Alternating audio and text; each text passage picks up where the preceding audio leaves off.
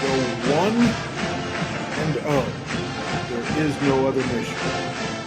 You are Locked On Huskers, your daily podcast on the Nebraska Cornhuskers, part of the Locked On Podcast Network, your team every day.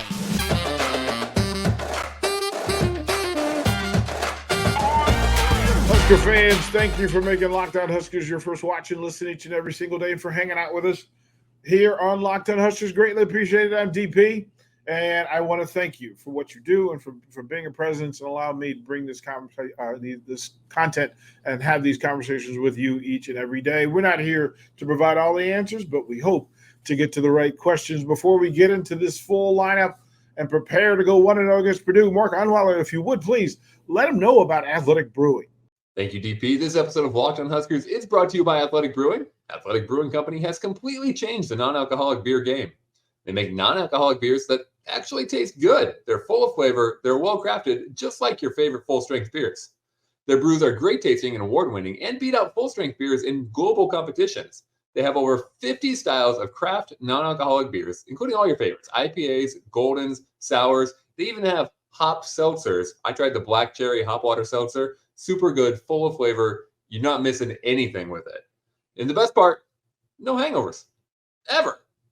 You can find Athletic Brewing Company's non-alcoholic brews at a store near you or buy online at athleticbrewing.com.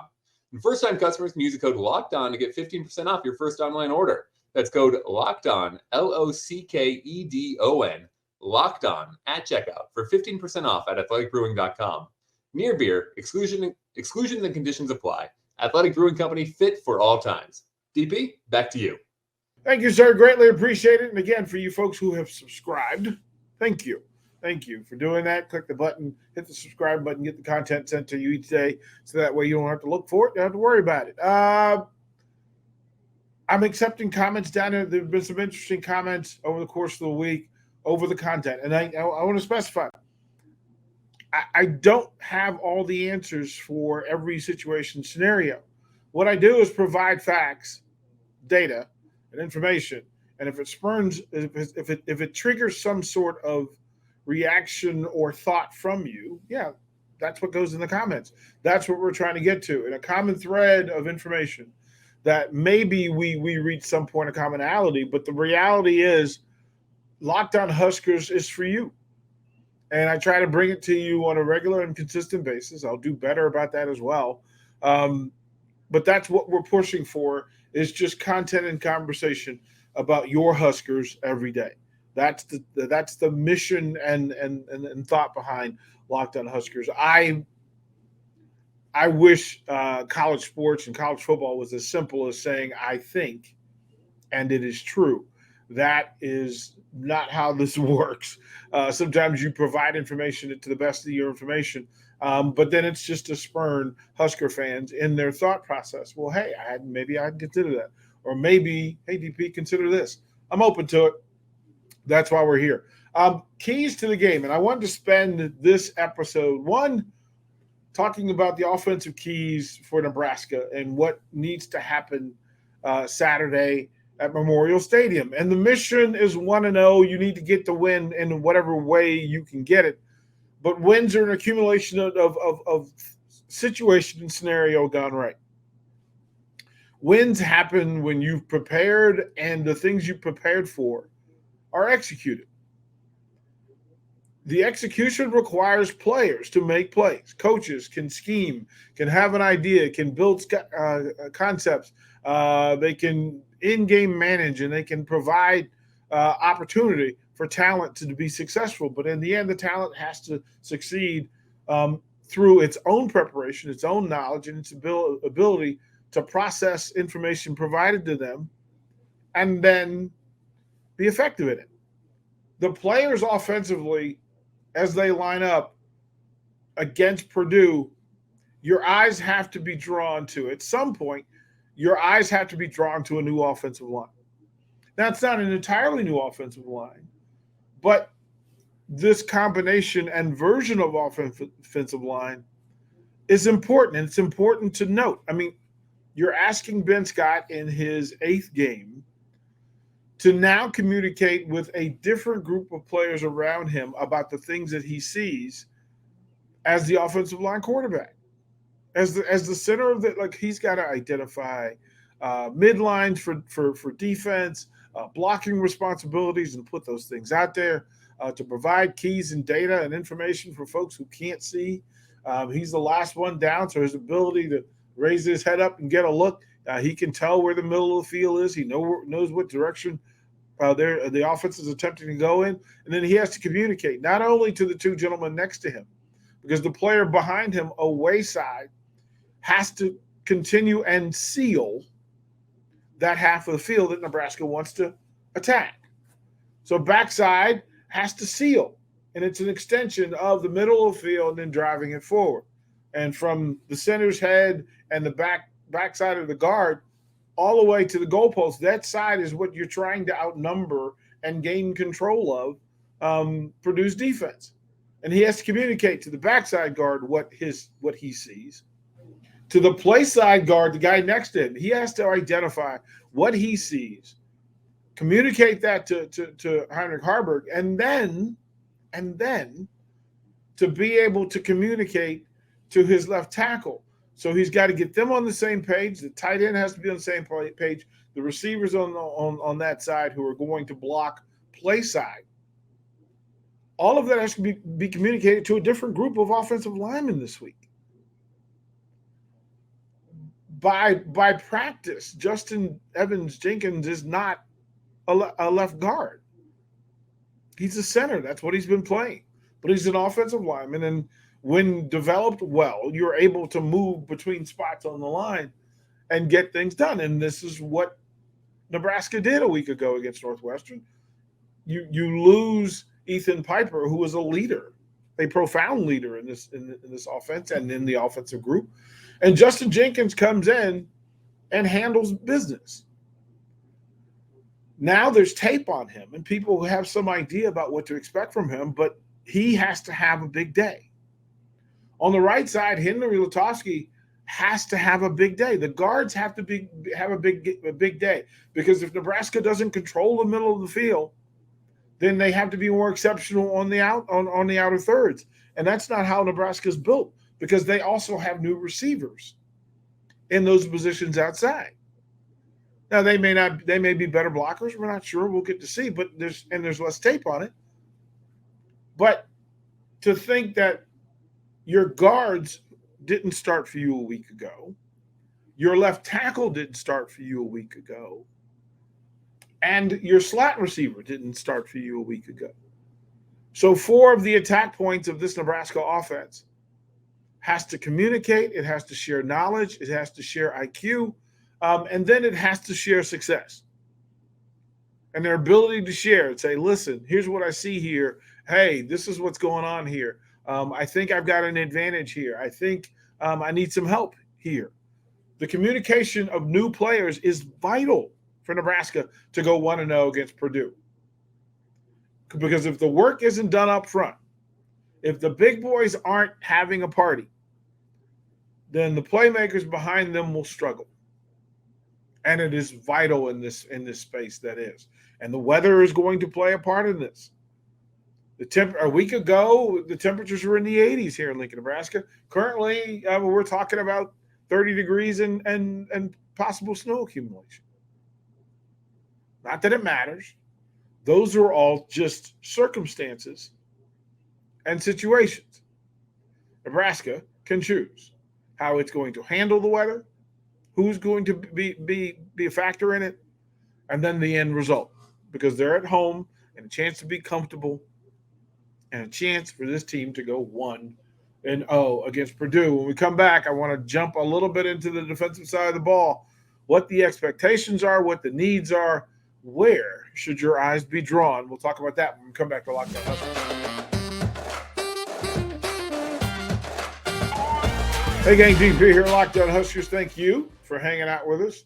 I've got my red on. I'm ready to rock this thing.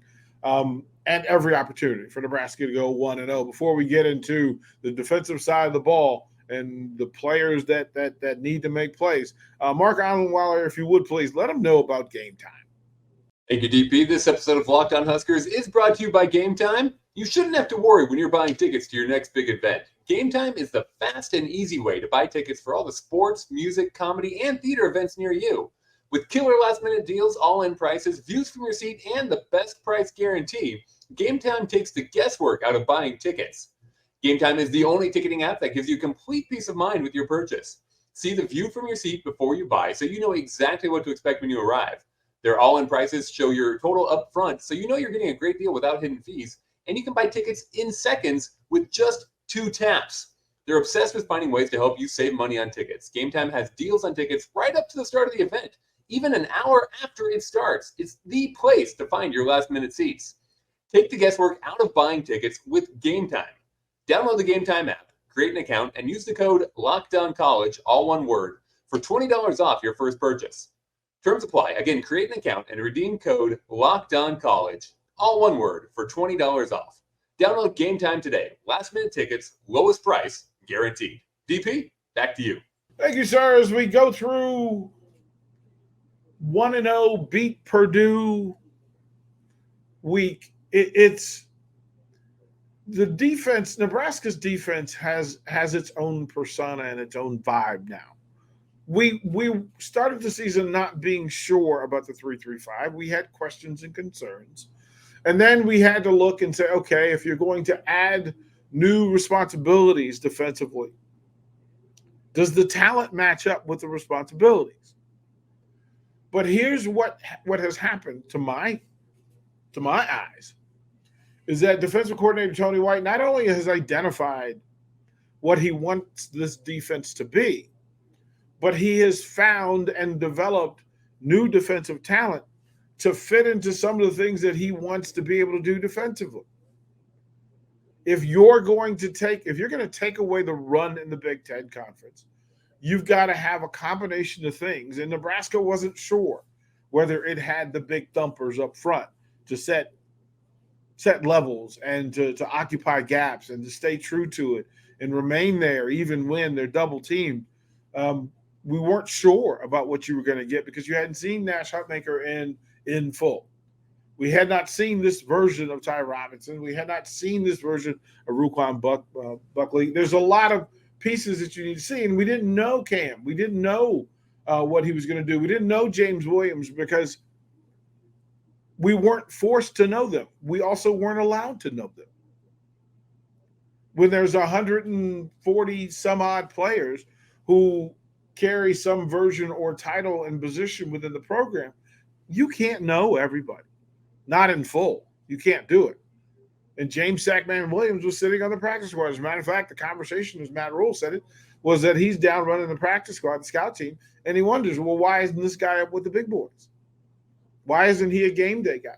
Can't we package and prepare something to utilize a special set of skills and talents?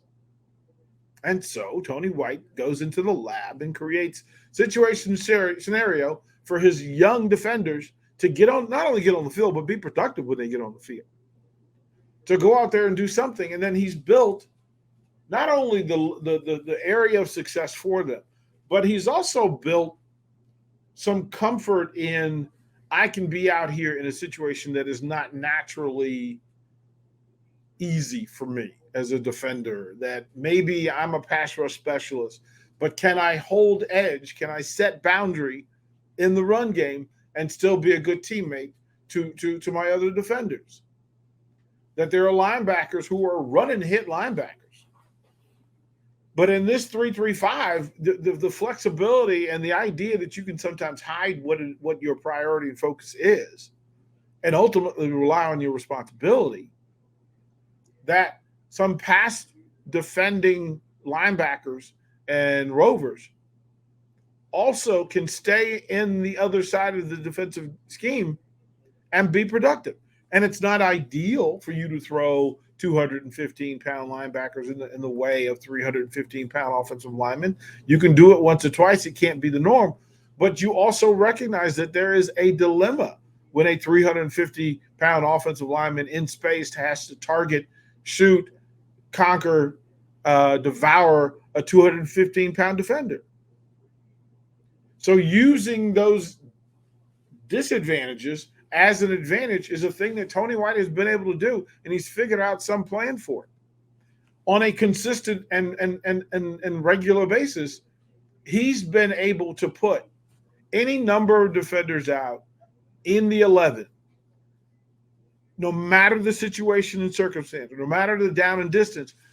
Tony White has figured out how to get young players on the field to gain knowledge, experience, and production time. Great coordinators identify talent and then give that talent knowledge for success. And it's not often the greatest level of success, but when it can be vital is in a deep pass and long situation to have a pass rusher out there who can do something so athletic and so extreme that he can help shut down Big Ten offenses simply with his presence on the field and his skill set. And that doesn't leave. I mean, we're talking MJ Sherman and trying to figure out how to put him in situations where he can thrive. And listen, Prince Wall has been exceptional in the space, and he's been versatile. Like Chief Borders, to figure out that, listen, here are the situations where I can be successful, and to have Tony White be specific and particular about putting them in those situations, but also asking them to be accountable at the things they don't do as well. Being a pass rush edge has its perks and benefits. There are people in the Hall of Fame because they excelled in that space, and they weren't necessarily responsible or accountable in the other parts of the defensive game. But in this case, it seems that Tony White has figured out not only to get his pass rushing edge setters out there in those critical situations, but that if they are out there and the opposing team sees it, let's say Purdue sees that you've got your edge rusher in the game, that if they pull this thing down and run at what is a proposed strength to turn it into a weakness, that these young defensive players have figured out how to be rock solid and consistent, even in those situations that are not built and not set up for them to have the level of success that we're rooting for. Isaac Gifford, Sanford Phelan, an exclusive group where Malcolm Hartzog has moved in and out of position, Tommy Hill being moved in and out of position, Deshaun Singleton flashing as he flashed in several big moments. This is a defense that has volume, depth, quality, and then it has the ability to do the one thing that Tony White requires is execute. At the end of all the development, identification, the development, the scheming, and the ideas, this group has figured out how to be effective, to actually execute the things that are trained for them, shown to them, prepared for them, and then digested by them. It's a big deal and a great opportunity for Nebraska to go 1-0 against Purdue. The numbers match up, the personnel matches up, weather is in play, but it puts us in an interesting situation that as Husker Nation, you can start to lean forward. This team is 4-3. You can start to imagine and ponder and dream if they go 1-0 and become 5-3. That'll be it for this segment. And when we come back and close out Locked On Huskers, it's a big sports weekend. As a matter of fact, as we head eyes forward, it is a good volleyball weekend and a good basketball weekend here in Lincoln, Nebraska. We'll talk about that when we come back to Locked On Huskers.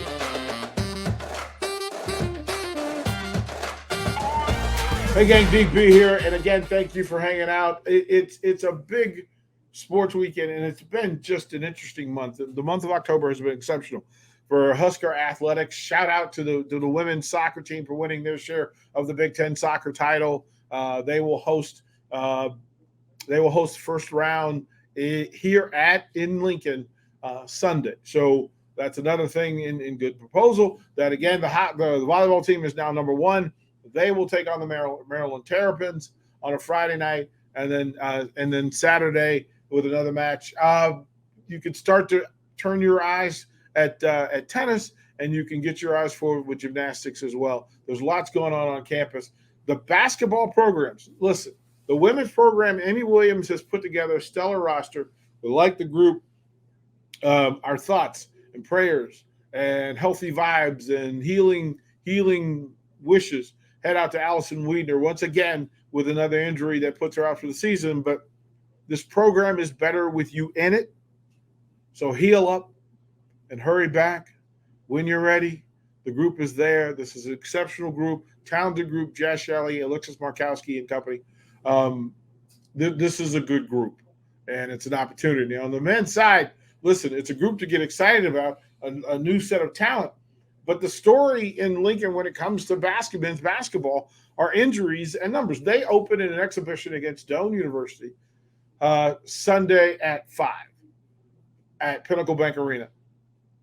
Of the roster that is in play for the Big Ten season, Nebraska will be without 5 players.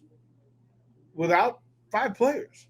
The Rink Mass story, the big man who transferred in, was injured as a part of this random, and the air quotes, random act of violence against him near campus. And he's out. Of course, there are authoritative investigations happening and such, but quick healing, Rink. Good young man, had a chance to meet him on a couple occasions. Good deal. Also out, Juwan Gary. That's not an injury situation. That's a team policy thing. He's out. Josiah Alec tweaked the knee in a scrimmage that Utah had. He's out for the Doane game. Ramel Lloyd is also out in recovery. It's tough. And then Blaise Keita, who Mast is big man 1. Blaise Keita is big man 2. Ramel's a part of the point guard and the wing circus and merry-go-round that is. Josiah Alec, Gary, Mast, Keita are 4 of the 5 major bigs on the Nebraska roster. So Fred Hoiberg's got his hands full in trying to put together a roster, a healthy enough roster for Nebraska to have some success and some luck Sunday against Doane. So that'll be it for this episode of Locked On Huskers. Again, big weekend in sports. It's been a nice run. October has been a great month for Nebraska athletics. Let's hope that Nebraska football goes 1-0, Nebraska volleyball goes 2-0, that Nebraska basketball, men's and women, they both get their wins. We hope all of that. We hope that these young players get in full recovery and handle their business. And shout out to Sarah Weber from women's soccer for making the first team all Big Ten. Look, well done, young lady. Well done. That's it for this episode of Locked On Huskers. Remember, get comfortable in your Husker Nation. We appreciate you hanging out with us. If you have not subscribed, please do so. We'll close with the 3 words we love so much. Go Big Red.